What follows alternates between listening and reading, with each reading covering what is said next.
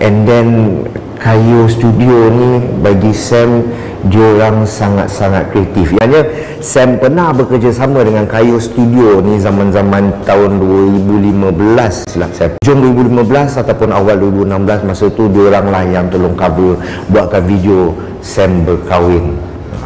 Yalah, kita kahwin kan sepanjang umur ni, orang kata kahwin sekali je, tak naklah 2-3 kali.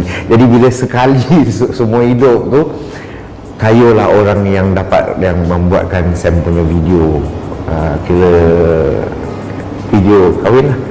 So bekerja dengan Kayo Studio ni bagi Sam very simple. Bila orang tu dah ada ilmu tentang pemungkinan video, benda tu lebih mudah, tak buang masa. And then Kayo Studio ni bagi Sam, diorang sangat-sangat kreatif. Yang penting nak buat video ni semua ni kena kreatif, dan communication between dia dan siapa yang dia nak buat video tu, communication tu sangat-sangat sampai dengan tepat. Jadi pasal kalau communication tak sampai betul, itu yang kadang-kadang reshoot 80 kali. Communication dia sampai tepat, kita faham apa yang dia nak cuba sampaikan, dia faham apa yang kita nak, mudahlah kerja. Tak payahlah nak bayar banyak-banyak kali buat sampai 80 hari sekali tu.